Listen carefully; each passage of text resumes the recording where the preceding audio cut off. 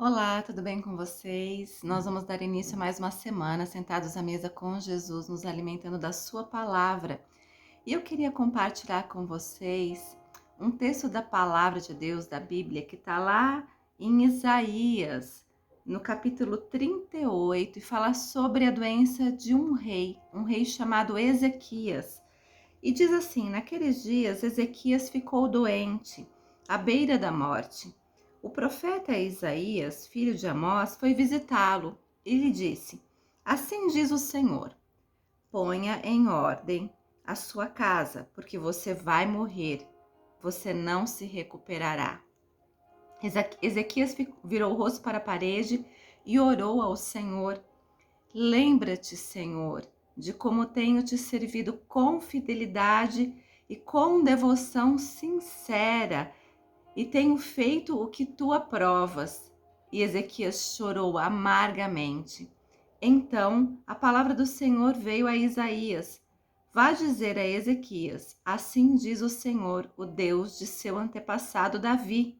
Ouvi sua oração e vi suas lágrimas, acrescentarei 15 anos à sua vida.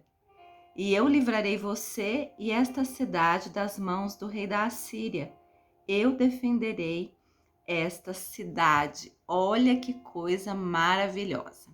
O que você faz quando alguém te dá uma boa notícia? O que você faz quando você recebe uma bênção de Deus? Ezequias estava à beira da morte. Ezequias tinha sido um rei que tinha feito coisas muito boas. Ele era um rei reformador. Ele foi um rei corajoso, um rei que ele mesmo diz para o Senhor: eu te servi com fidelidade. Ele foi um bom rei. E ele adoeceu gravemente. E o profeta Isaías foi visitá-lo e disse para ele: olha, Ezequias, você vai morrer. Então eu te trago uma orientação de Deus para a sua vida. Põe em ordem a tua casa. Só que aí Ezequias faz uma oração.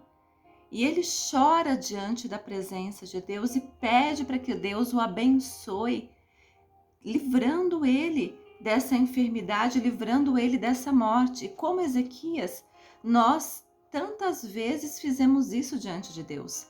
Tantas vezes, diante de uma situação difícil, nós oramos. Tantas vezes, diante de uma situação difícil, nós clamamos, choramos, buscamos ao Senhor. É tão interessante que o texto da Bíblia diz que ele se virou para a parede e orou ao Senhor.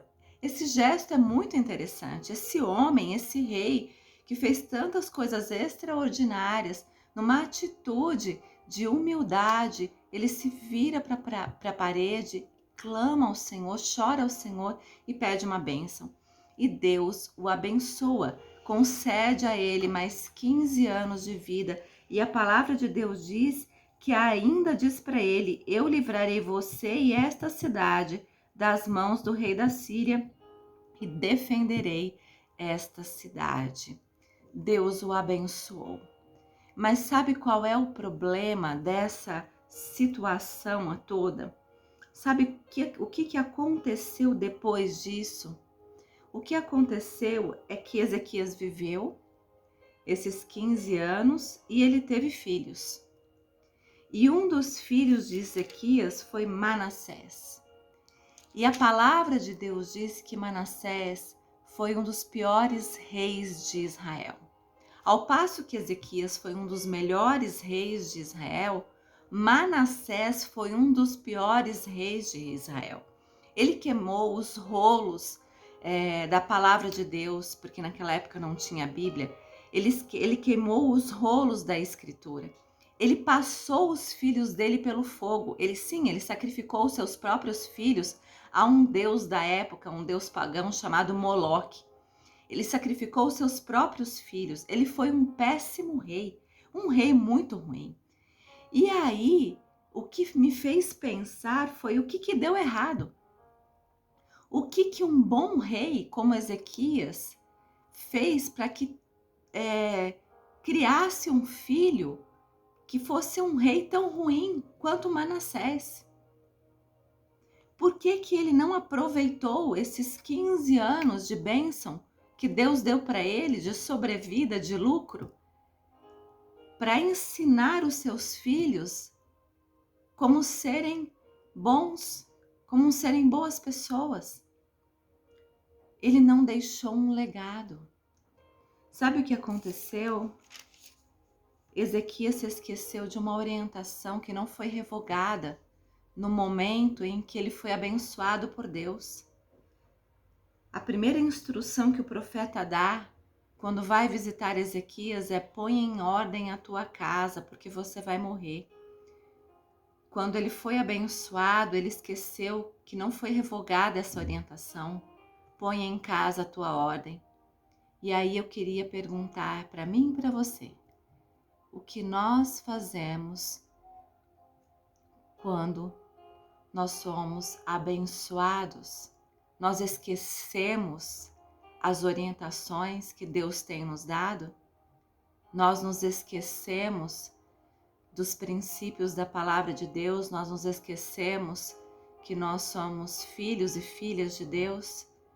Se você é um filho ou uma filha de Deus, se você é alguém que segue os princípios de Deus, nós nos esquecemos da integridade, nós nos esquecemos da moral, nós nos esquecemos do nosso caráter. O que acontece com a gente quando nós somos promovidos, quando somos abençoados, quando nos é dado uma segunda chance?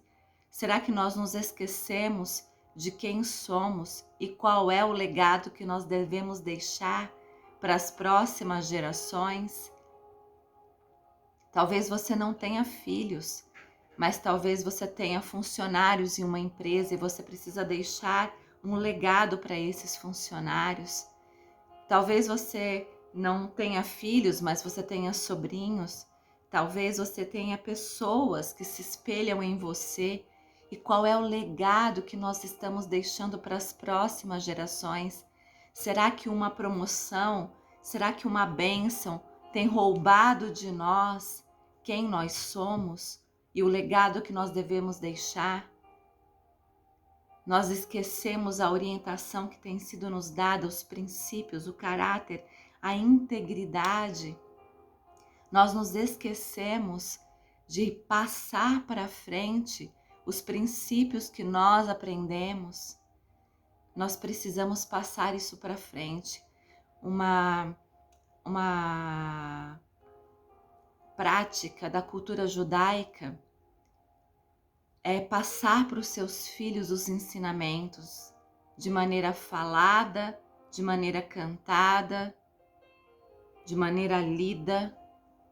E nós precisamos abraçar isso como uma realidade e passar os nossos princípios, aquilo que nós cremos, para as gerações que virão após nós, porque nós precisamos deixar um legado. E que legado nós deixaremos? Aqueles que virão depois de nós, sejam nossos funcionários, sejam os nossos filhos, filhos naturais ou filhos espirituais, que legado nós estamos deixando? Que pessoas nós estamos formando ao nosso redor? Sim, porque nós influenciamos pessoas o tempo todo, todos os dias. Não podemos deixar com que bênçãos, promoções, oportunidades, novas oportunidades, segundas chances que nos são dadas, nos tirem do foco, nos tirem do princípio, nos desviem da moral, do caráter e da integridade e nos tirem esse senso de propósito que nós devemos ter de deixar um legado para as próximas gerações. Que legado você está deixando? Que legado eu estou deixando? Eu queria deixar com você uma missão para essa semana, uma tarefa. Pense, que legado eu estou deixando para as próximas gerações? Que legado eu posso deixar? O que eu posso ensinar hoje para os meus filhos? Que possa fazer diferença amanhã, quando eles estiverem grandes, nos seus trabalhos, nas suas famílias, junto aos seus amigos. Que legado eu posso deixar junto aos meus funcionários na minha empresa, no meu trabalho? Que legado eu posso deixar? Pense nisso, aplique isso, medite sobre isso, pense sobre isso. Que legado eu vou deixar para as próximas gerações? Não se deixe iludir pela bênção. e perca a oportunidade de fazer diferença no futuro. Porque Ezequias foi um ótimo rei e seu filho Manassés foi um dos piores reis de Israel. Que não seja assim conosco. Em nome de Jesus, vamos orar? Senhor, não nos permita perder de vista aquilo que o Senhor deseja fazer em nós e através de nós, que possamos deixar um legado que faça diferença nas nossas vidas e nas próximas gerações, em nome de Jesus.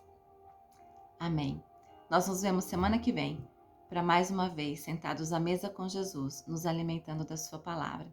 Te vejo semana que vem. Tchau, tchau.